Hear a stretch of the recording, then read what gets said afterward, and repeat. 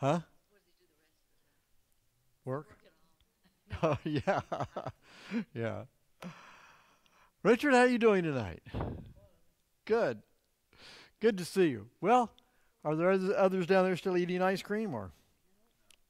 No. Okay. Well, we'll go ahead and get started then. Um, I for those of you online, I think we are ready to get going, and we're only 5 minutes late tonight. So anyway, we're ready. We're ready to go, and some others will come along, I'm sure. Um, I have something that I'll give you at the end of the program tonight. This is an epistle of a man that you probably have never heard of, and that's where we're going to spend our time tonight. But on the way out, you can print it out yourself. I just went ahead and printed it out for you. So if you want it, if you're like me, I like things electronic. You give me something like this, I'm going to throw it in the trash can. But if you would like it in paper form, I have them for you. I just don't. I got rid of most of my books years ago because everything's electronic. So, I buy whatever books I want on Amazon, et cetera, and carry them around on my phone. I don't have to have 3,000 books in my library.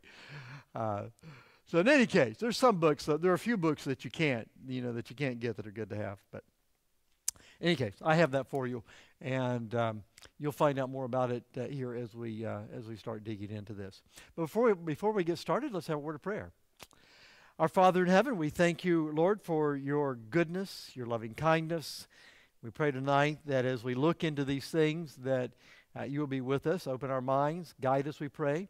And we know, Lord, that you've recorded many things in the Bible for us.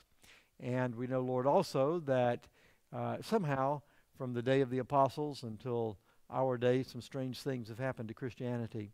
Help us better understand these things, we pray tonight, Lord, in Jesus' name. Amen. All right.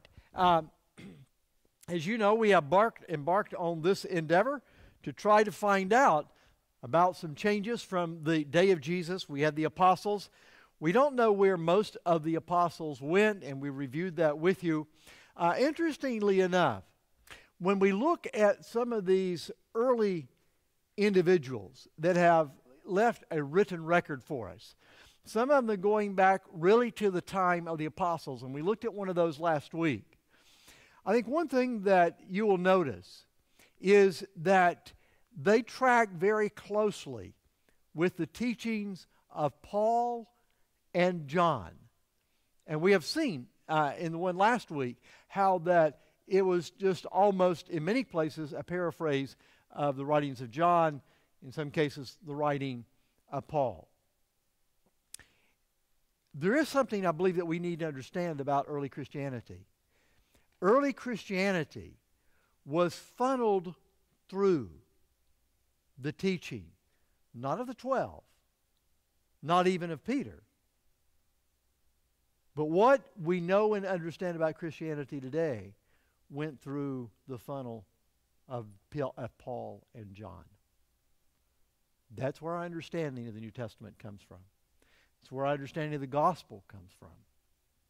Now, yes, we learned something from Matthew, etc.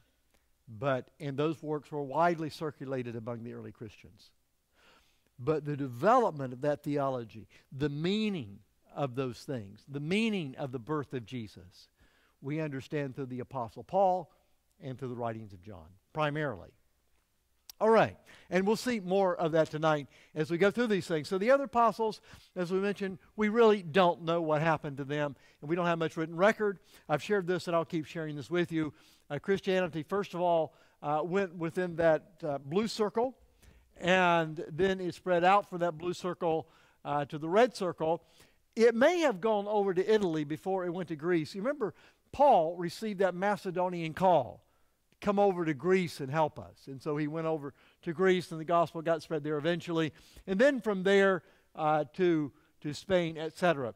What you see is basically the spread of the gospel following the footprint of the Roman Empire, starting in Palestine, but now spreading out to those important centers of the Roman Empire, and then throughout the Roman Empire. What made it possible for Christianity to spread? How did Rome make it possible? It brought in one type of civil government, And it also built roads. Rome was big on, is that what you said? I'm sorry, I didn't catch that. Yeah, Rome was big on infrastructure. And so they developed this. They also had defeated, you probably know that they defeated the main power that was there in Europe. Before the birth of Jesus, Rome had pretty much consolidated most of the Middle East, Northern Africa, and Europe, what we know today as Europe, under its domain. They had a hard time doing that. It took, as you may remember, Julius Caesar spent a lot of time over there in Europe, in the British Isles, trying to conquer them. The Celts were very, very strong, and finally they were defeated. And so by the time of Jesus and the apostles, the stage had been set for the spread of the Christian message. And so we can kind of see God at work, I believe, in all of this. Now, of course, we had that big jump from those early days down to the time, as we've mentioned. I'm not going to go over this again tonight, but, the worship of the magic bones. All right?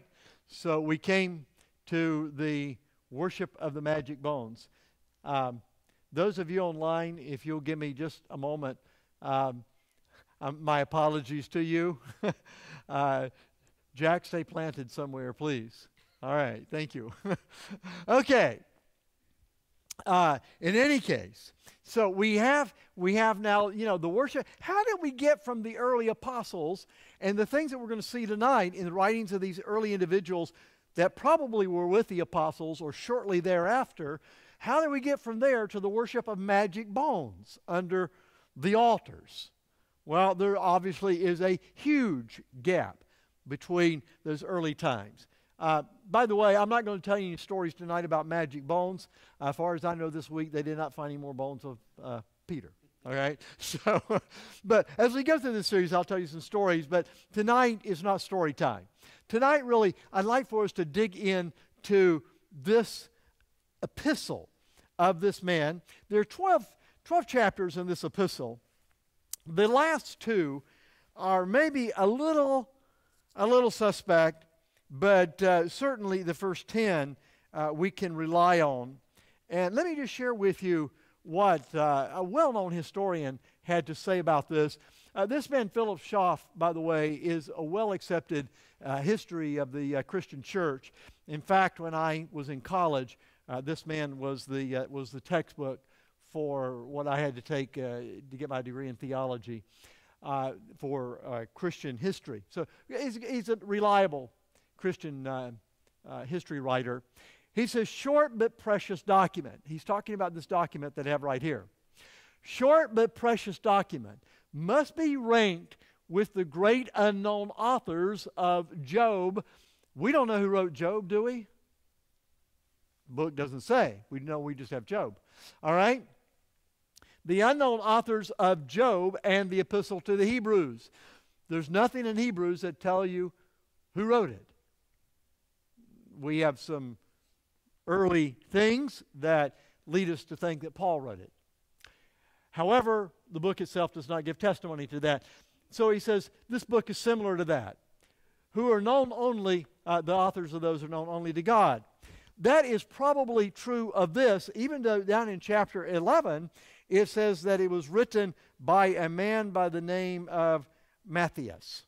All right? 2, a man by the name of Diogenetus. All right? So, and we don't know who these people were. Neither one of them. However, in chapter 11, if that part of the book is reliable, it was written by this man who claimed to be an associate with the apostles. So there's been a lot of supposition from the writing itself of who this man associated with and when it was written. There are some that actually think that this was written back in the time of the apostles. It is a very early writing. Many scholars will date it around 130 A.D., some down as late into the later part of the 2nd century. However, The material itself seems to me to lend credence to a very early date of this. And this man may very well have been an associate. Some even think he was an associate of the Apostle Paul. In any case, it is a very early historical Christian document. It may not be the earliest, but it may be. So keep that in mind as we go through here. There are some things that we don't know, but we do know that this is a very, very early Christian document and seems to be very pure in its thinking. Let me tell you what I mean by that. As time went on and the church became more and more corrupted, you see that showing up in those documents. This document tracks very clearly with the Apostle Paul and with John. Now, he writes similar to Luke in that he is writing out to a person who is not yet a believer. And he is now bearing witness to this man of why this man should become a Christian. So he's giving his personal testimony in this writing. Now let me ask you, if you had lived, say, 30 years after Jesus, or 50 years after Jesus, and you became his follower, and now there were a few thousand of you in the world, because Christianity spread rather rapidly, but you were a small and insignificant minority in society that 99% of the people in society had never heard of Jesus or his followers. And now you were trying to share with someone why they should be a follower of Jesus. How would you do it? What would you say? What doctrines would you start with? The 27 fundamental beliefs? Papers published by the Pacific Press? What would you start with? Keep in mind, what was the method of the Apostle Paul? Now, he was really early. Yes, even at Paul's time, there were a few thousand Christians around. The day of Pentecost had happened. But Paul was really early in all of this. And so what was Paul's approach? Jesus and Jesus alone, right? All right? We are going to see this in the message now of this man as he is sharing with this non-believer what it means to be a follower of Jesus. So I've just picked out a number of things. We're going to do some reading. I don't want to bore you, but I think this is so vital. This document is so early. It is so meaningful that we need to pick up some excerpts out of it, and then I'll give you this copy if you'd like to have it. You can take home tonight of the whole thing. Since I see you, most excellent whoever this man's name was, exceedingly desirous to learn the mode of worshiping God prevalent among Christians. He says to this man, hey, you're interested, right? He had somebody that was interested. He said, all right, let me share with you. Let me give my testimony to you. You are desirous to learn the mode of worshiping God prevalent among the Christians and inquiring very carefully and earnestly concerning them. This man wanted to know more about Jesus. What God they trust in and what form of religion they observe. All right? The Romans were religious people, weren't they? The Greeks were religious people. And so there were certain well-known religions. This man was, what form of religion is this anyway? And what form of religion they observe, so as all to look down upon the world itself. Christians did what?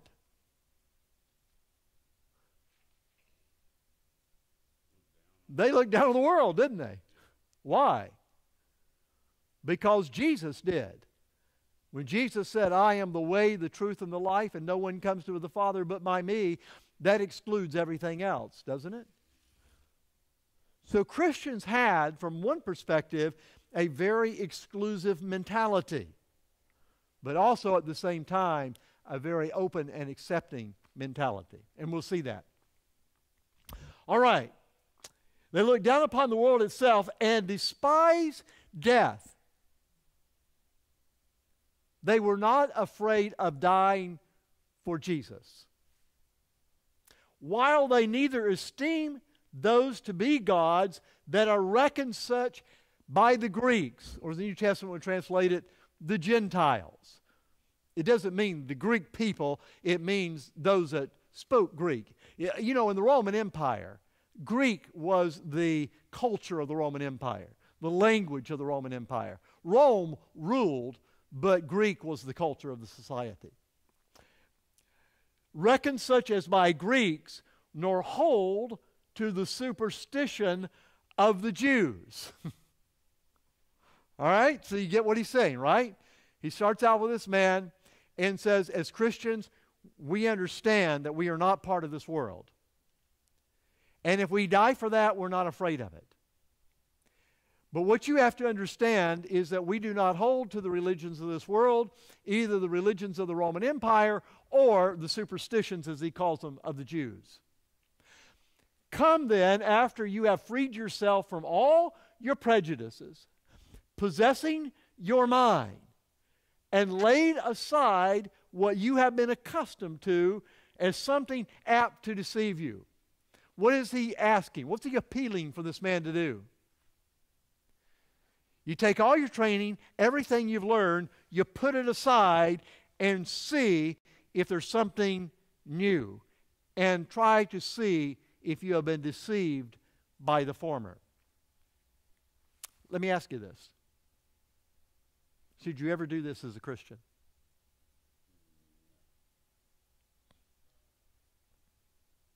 I see heads like this and heads like that. You should always do this as a Christian. All right. In my way of thinking, here's why. God never calls us to follow Him blindly. Correct? God never. Richard, how are you doing tonight? Good. Sorry, I don't know why I was getting that feedback. God never calls us to follow Him blindly.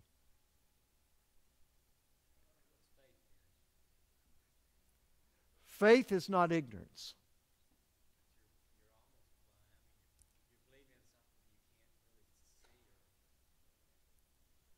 What does Paul call it? Paul lays things out. Remember? Faith is the what? The evidence. The evidence of things not seen. If you are blown, to use another biblical term, being blown around by every wind of doctrine, right? That's how some people would define faith. That's how the modern culture around us defines faith.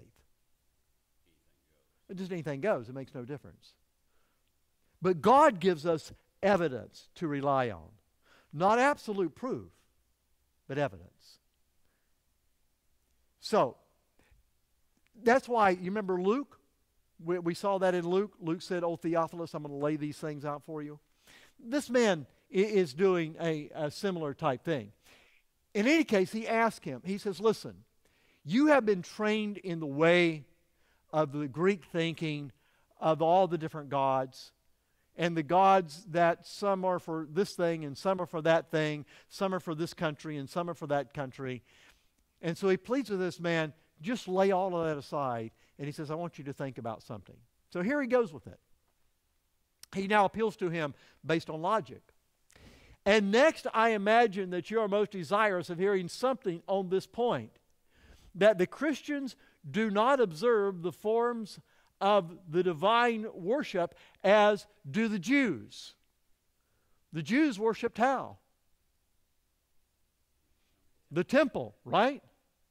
All right? And he says Christians don't worship the way that Jews do. And he'll delineate that here. The Jews then, if they abstain from the kind of service above described and deem it proper to worship one God as being Lord of all, and that's added by the translator, all right. But if they offer him worship in the way which we have described, they greatly err. For while the Gentiles, by offering such things to those that are destitute of sense and hearing, furnish an example of madness. All right, this is what he said. Obviously, I'm skipping some things here. But he's saying that the Jews have these forms of worship that are meaningless. Why were all the Jewish forms and rituals meaningless? Because Jesus had come. They had no relevance, they had no meaning. Now, he switches over to this man and the way that he would worship. And he says, I want you to think about this just a moment. He says, what you do is madness. We would probably say is crazy.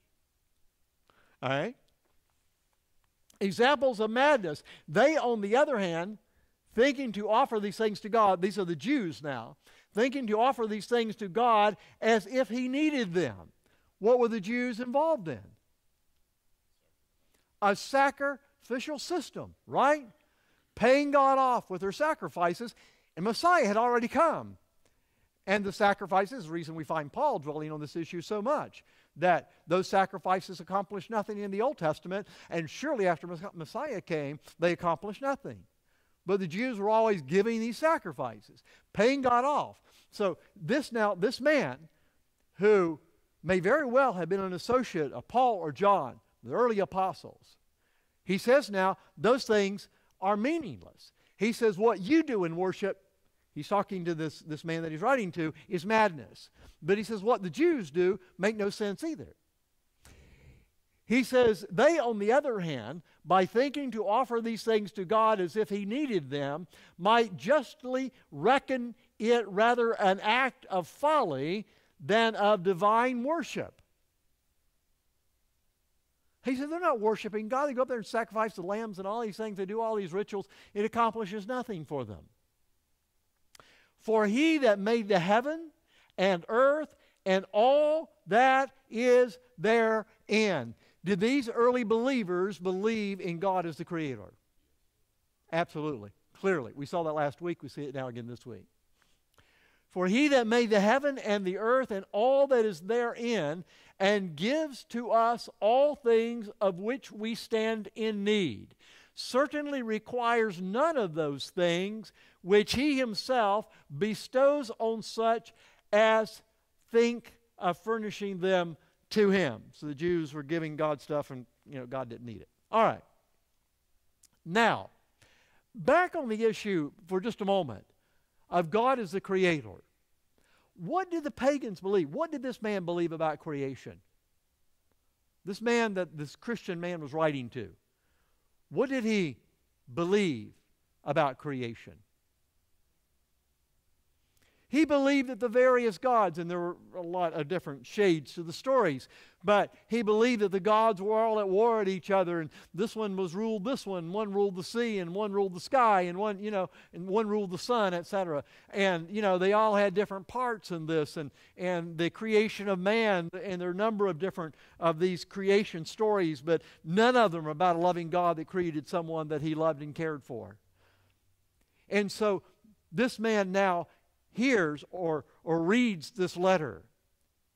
And this Christian is saying, I want to tell you, there are not a bunch of different gods that were with war with each other. One created the sea and one created dry land, etc. He said there was one God that created everything because he loves us. We know, of course, the New Testament is abundantly clear on the issue of creation. All right, going on now. But those who imagine that by means of blood and the smoke of sacrifices and burnt offerings, they offer sacrifices acceptable to him, and that by such honors they show him respect. These by supposing that they can give anything to him who stands in need of nothing, appear to me in no respect to differ from those who studiously confer the same honor on the things destitute of sense. What's he talking about? Idols, right? You make the idols. He appeals to this man. Once again, I'm not reading all of these things, but he appeals to this man. He says, hey, think about this for just a minute. This is why he calls it madness. You sit down and you make these things, and then you worship them. I mean, any of us in our culture today would call that crazy, right? If you had some person at home and they shaped something out of paper and they begin to think that they, hey, this is God, what are you going to think about? I mean, you're going to call, the psychiatrist to come and help them out, right? And so this man uses the same type of thing. He says, this is crazy. But notice now how these things take effect in society. And you have not just one or two people, but you have nearly the whole world believing in this kind of madness and stupidity. But what's his ultimate conclusion that he's drawing here? There's no difference in the worship of the heathen bowing down to their idols. There's no difference in that and the worship of the Jew. Why? Because both are meaningless. Both affect nothing. There's no salvation given either way. The gods that they claim are no gods. The Jews claim there is a single God, and he makes reference to that. But he says their approach to God by their own works means they don't have salvation. So it's meaningless. All right. But as to their, I'm not sure we'd use that word that way today. They were scrupulous, okay? Concerning, what's this? Meats. That's probably just means food. This is an Old English translation. And I don't have the original Greek on this, and so I wasn't able to check on it. My guess that's just the word for food. But they were, how did the Jews treat food? They had all kinds of rituals about the food, right? Remember, what did they chastise Jesus and his disciples for?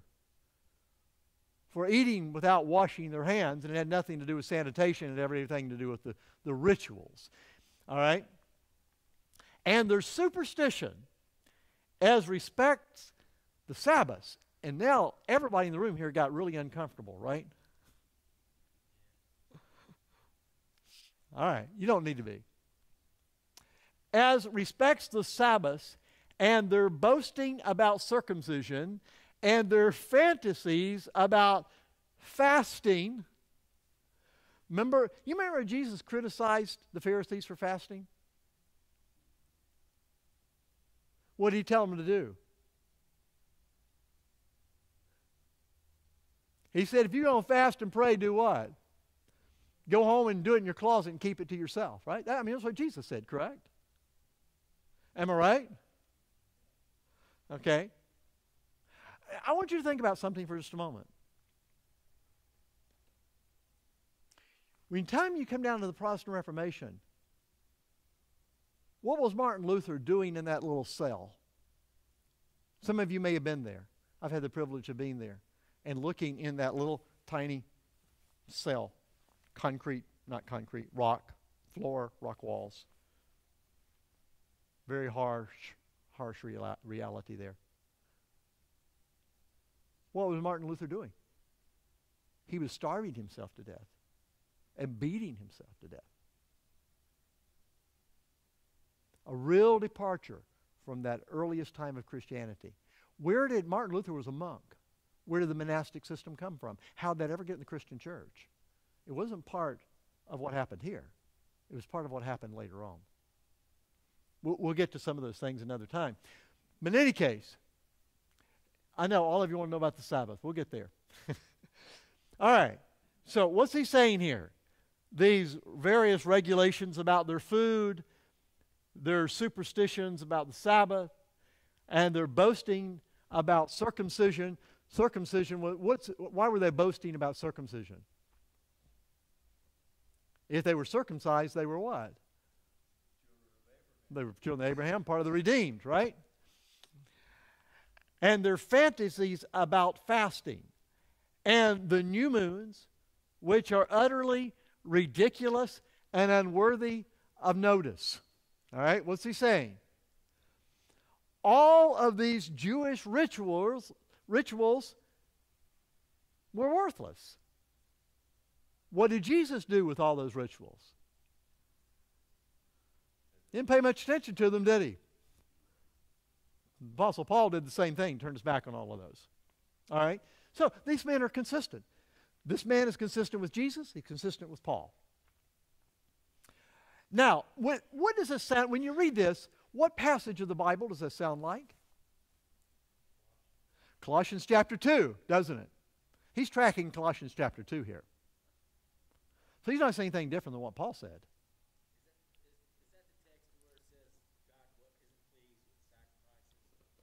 No, it's about the new moons, the festivals, the Sabbath days, etc. I mean, very similar to 2 Colossians chapter 2, verse 16. Very similar to what you find here. All right. So what do we make of this? Let's look at a couple passages. Well, a couple on circumcision, then we're going to come back to the Sabbath. Well, let's do this first, then we'll get there. And to speak falsely of God as if he forbade us to do what is good on the Sabbath days. Well, maybe I should stop there. We'll get to the circumcision text in just a moment. But maybe we should stop right here. He forbade us to do what? And to speak falsely of God as if he forbade us to do what is good when? Did this man recognize the Sabbath day? Sure he did. What was he defending? He was in opposition to the Jewish Sabbath observance. He was for the Jesus Sabbath observance. What did Jesus say? I mean, think of all the miracles that he did, all the things that he did on the Sabbath, all the conflict that he got into with the Pharisees. In fact, if you look at the majority of his healings were Sabbath day healings that he did, and they ultimately, those healings that Jesus did on the Sabbath led him to the cross. So the Sabbath, not which day is the Sabbath, but how to keep the Sabbath. It was that issue that more than any other led Jesus to the cross. Something else went together with that, and that was his claim to divinity. What did Jesus say about the Sabbath to the Pharisees? He said, when they were chastising his disciples about picking the grain, what did he say to them? Yeah, he said the Sabbath was made for man and not man for the Sabbath. But he said something else. He said the Son of Man is Lord of the Sabbath. That was an unmistakable message to the Pharisees of his day. I mean, there's only one way they could have understood that. How would they have received what Jesus said? No, I mean, it was not a happy experience for them, because what was he saying? First of all, you put yourself up to tell people how to keep the Sabbath, and you don't know how to keep it. And he says, second of all, it's not your business to tell people how to keep the Sabbath, because I'm the Creator and I made it. So, it led him to the cross. Do you think that would have been a significant issue in the early Christian church? Why? Because many of the early Christians were people that came out of Judaism. So all throughout the writings of Paul, throughout the book of Acts, we see this constant conflict between the Jewish Christians and the Apostle Paul. Right? So there was this constant internal struggle in the New Testament that we see, and we see it now continuing here. This man was not in opposition to the Sabbath. He was in opposition to the Sabbath of the Pharisees. All right? So we see him defending what Jesus said about the Sabbath. what should we do? There are many Adventists that would rather defend the Pharisees than defend Jesus. I'm not in that camp. Right? If this is what Jesus said about it, then I'm not on the side of the Pharisees. All right? Okay. And to glory in circumcision of the flesh as a proof of election. And as if on account of it they were specially beloved by God. How is it not a subject of ridicule? Okay. Now, you think about it, you get what this man is saying, right? He's saying, okay, really? God is going to bring these people into his kingdom based on this physical surgery that you do? I mean, it's like God saying, okay, everybody that has a specific haircut, they get into the kingdom. Now, he says, no wonder everybody makes fun of this, right? So he says it's a subject of ridicule, rightly so. All right. That reminds us of what, and all of us know this, but, Paul, when he went up there with some of the Gentiles up to Jerusalem, the Council of Jerusalem, what were some of these Judaizing Christians doing? I mean, you talk about something to laugh about. It says they snuck in secretly to spy on us. I mean, they were peeping Toms, right? Trying to find out if these people have been circumcised. I mean, that's the level that they took this. All right. Paul. Notice what Paul has said about, we're familiar with these passages, but here it is. But he is a Jew which is one, where?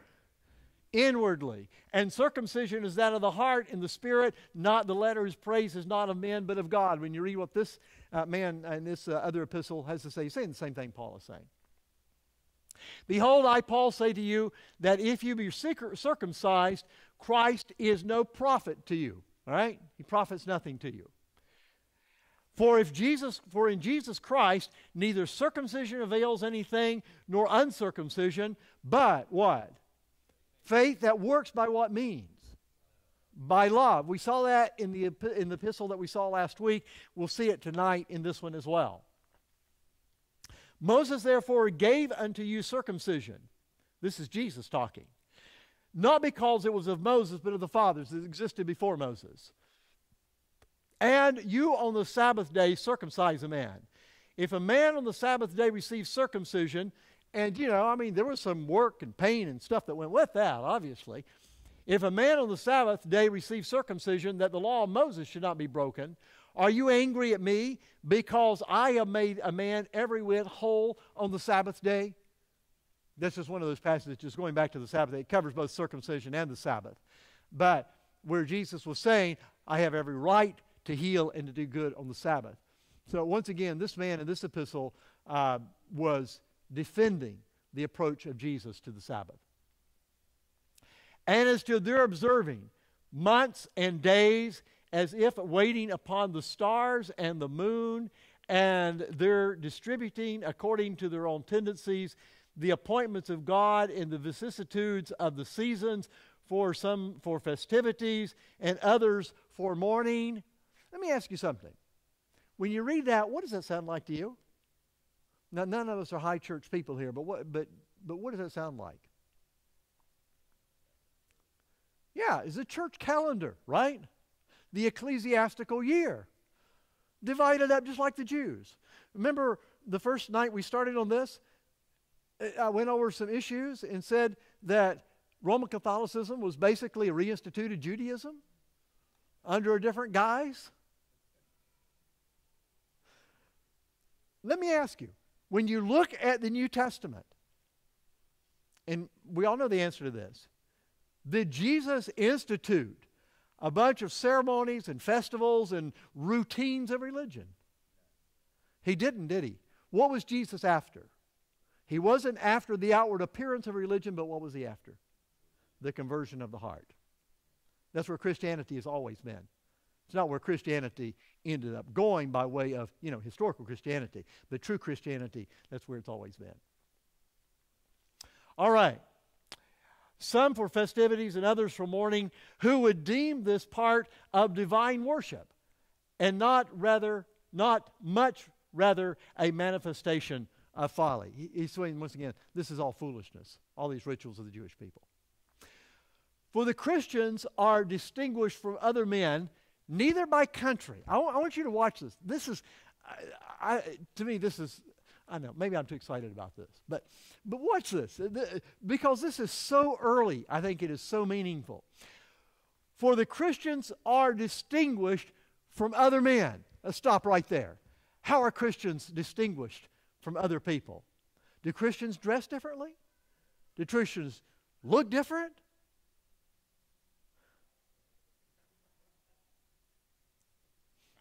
I remember not too far from here, and I don't mean to ridicule anyone, so I'm going to be a little vague here. But in this state, there was a group that for years in the state, they've changed a little bit over time, but you never had any doubt who they were and who they were from, or where they were from.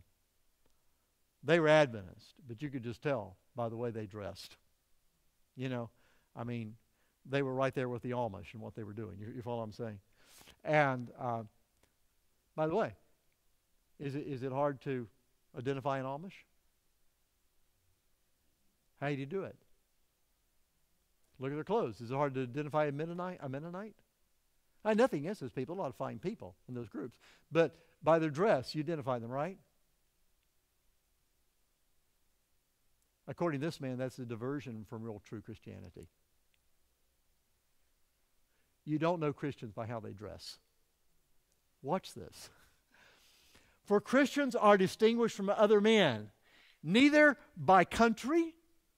Back then, there were certain gods for certain countries, right? He said that doesn't apply to us.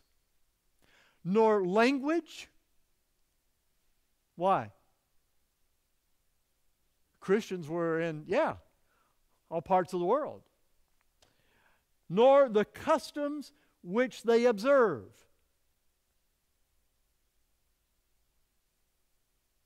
He's saying you don't know Christians by unique customs because they're just part of society. Maybe that's why Jesus called us the salt of the earth. Right? The salt mingles with the food, right? Watch this. For they neither inhabit cities of their own. There was no Christian Jerusalem, was there? All right. For they neither inhabit cities of their own, nor employ a peculiar form of speech. Man, that's what as Adventists we really need to learn something about. Because we're not as bad as we used to be, but it used to be if somebody that was not a member of our group came in and we started talking all these kinds of things, they had no idea what we were talking about.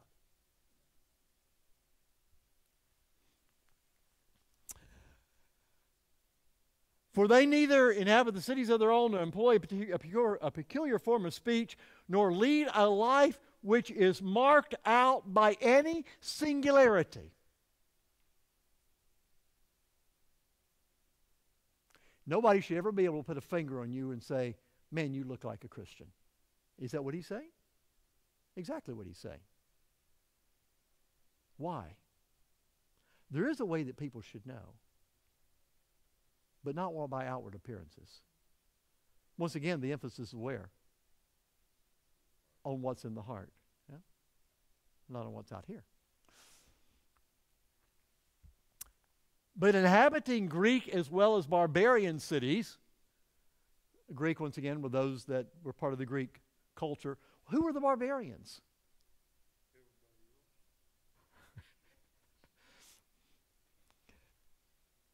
If your ancestors come from the more northern part of Europe, they were the barbarians, okay? Later on, Northern Europe kind of, gained in civilization. But during the Roman Empire time, those were savages up there. Those were barbarians, all right? But Christians were everywhere, right? They were in the Greek culture and they were in the barbarian cultures. According as the lot of each of them has determined, and following the customs of the natives. What did Paul say? Earlier this year, I spent a whole series on the missionary methods of the Apostle Paul. All things to all people, then I might do what? Then I might win some, right? It's exactly what this, he's just following the Apostle Paul here. All right. He says, and following the customs of the natives in respect to clothing, food, and the rest of their ordinary conduct. Let me just give you a brief example. We know that many people in the world today speak English, but just an example for whatever it's worth. I don't see anyone here tonight that appears to be Hispanic, okay? Now, I should say inter-American Hispanic, because we know that there are Hispanic people from every genetic, every background. But probably if anyone in this room went down and you went down to Mexico and you decided that you wanted to speak English and you wanted to not eat beans, you follow what I'm saying? How much influence would you have? But what if you went down there and you said, well, this is because I'm a Christian. Listen, for too long, missionaries from Europe, and these are Adventist missionaries as well, and from the United States, when they went over to different countries to tell people about Jesus, it was more of a taking culture to them of their society than it was telling them about Jesus.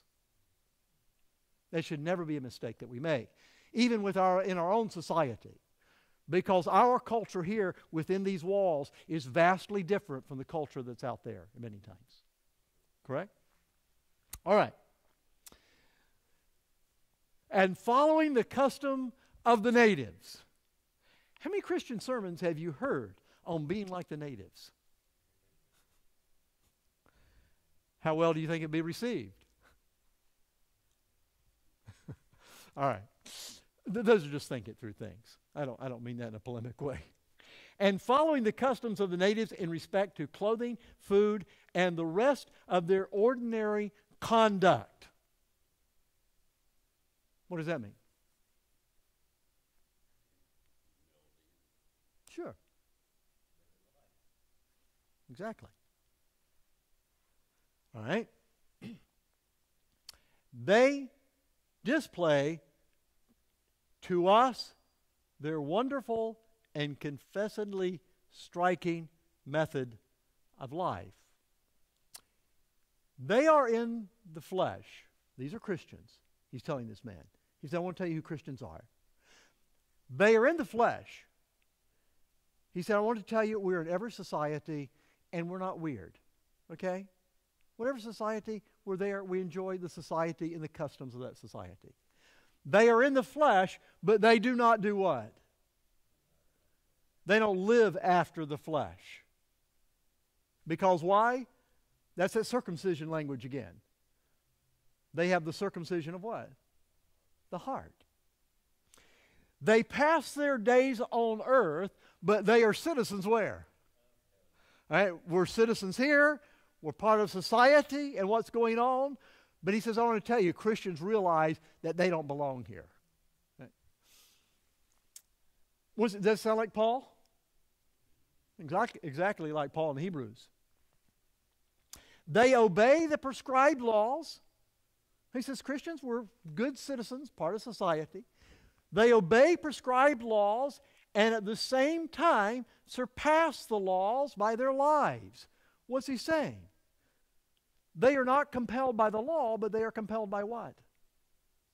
A changed heart of love. Correct? Because they love God, it's not the law that they're so concerned about, what are they concerned about? Being reflection of the character and the nature of Jesus. They, at the same time, they surpass the laws by their lives. They love all men. What did Jesus teach right from the very beginning of the Sermon on the Mount? Yeah. The principle of the kingdom of Jesus is based on love, correct? We see that being carried on here. We see it, of course, in the writings of John, the writings of Paul. We noted that last week also in the writing of Clement. It says they love all men, and they are what?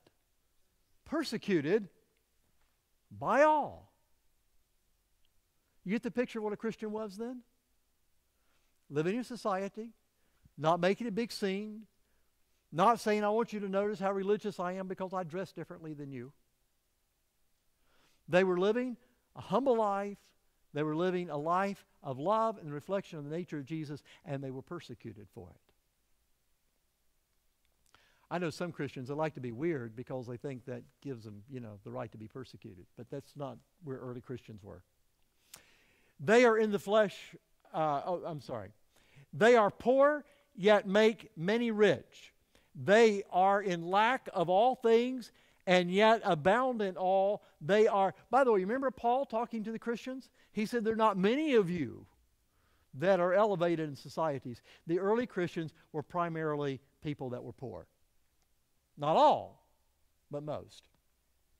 They are dishonored, and yet in their very dishonor, they are glorified. They are evil spoken of, and yet they are justified. They are reviled and blessed. They are insulted and repay the insult with honor. They do good, yet are punished as evildoers. Christians had a pretty hard life, didn't they? You see that being reflected here.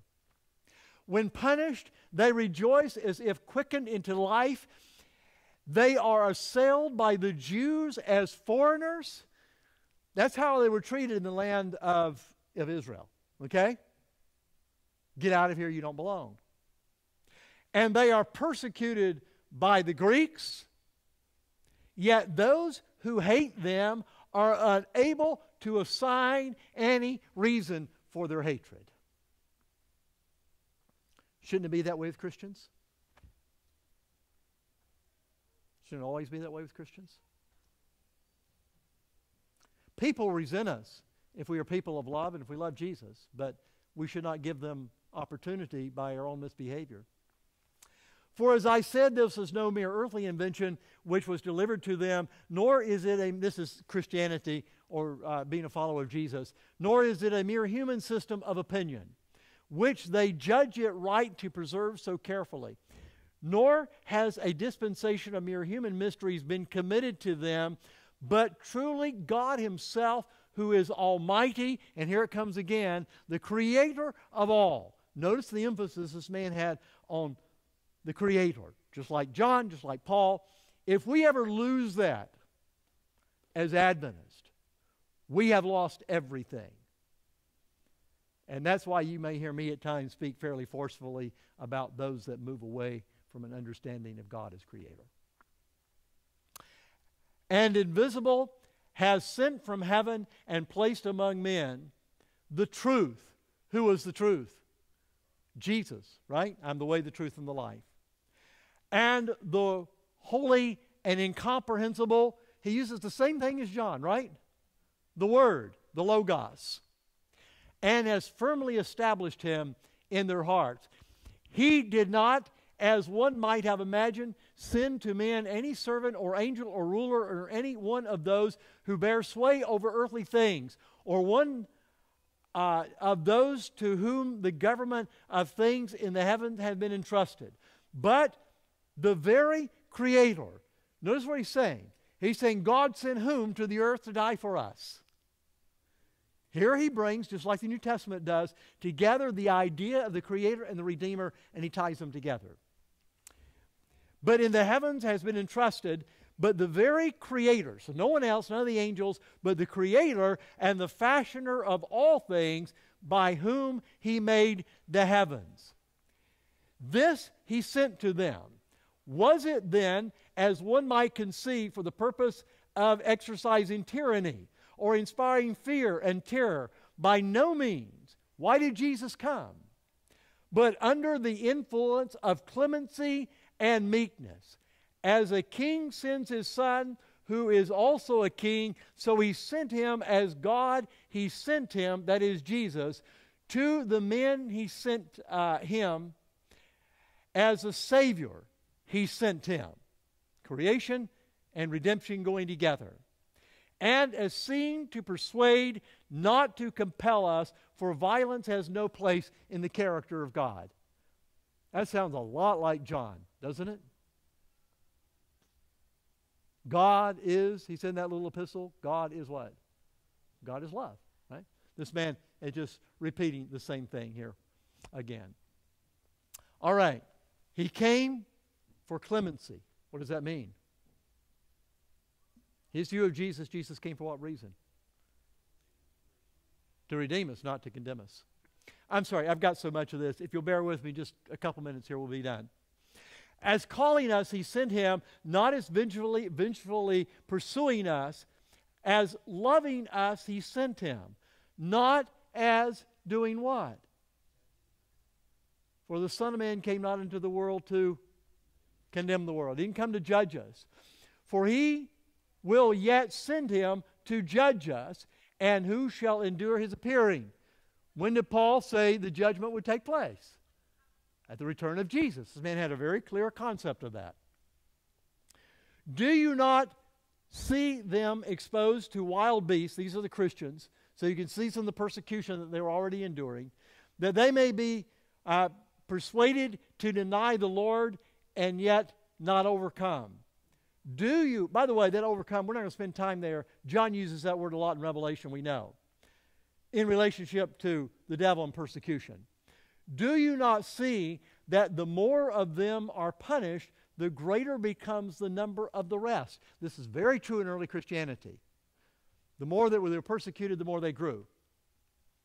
This does not seem to be the work of men. This is the power of God, and these are the evidences of his manifestation.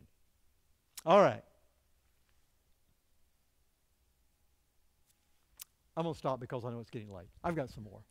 You can read it yourself, okay? Anyway, I mean, think about this. This was a really early writing. And later in this, as I mentioned, the man, if the last two chapters are reliable, and there's a little bit of question, not quite sure on that, but he claims to have been an associate of the apostles. But even without that, it's really clear when you look at that this person was totally immersed in the teaching of the apostles. And so we do not see any of the later impurities of theology coming into what this man said. Those crept in at fairly early times, but we don't see it this early coming in what this man was sharing. So this is a really important, very, very early Christian document. It's a good one to read and study because it helps us to understand that kind of carryover from John and Paul, those early apostles, into that next generation and how they were conveying now the work of Christianity and its meaning to the world. So this is a document of evangelism, this man's personal testimony to a non-believer about why he should believe in Jesus. All right. Anyone want to pray for us tonight? Yeah, it's all on here. Yeah. Okay, thank you, Glenn.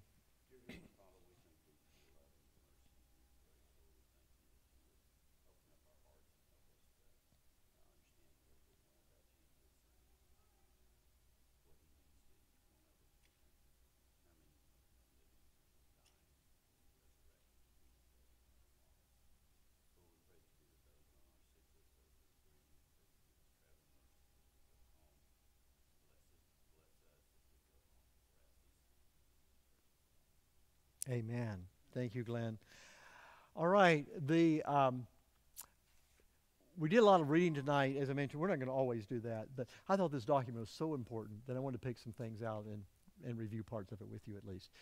If you want these, here they are. If you don't, that's fine with me.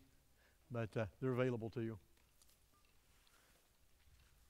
If you'd rather have it electronically, you can just go online and get it. It's really easy to get.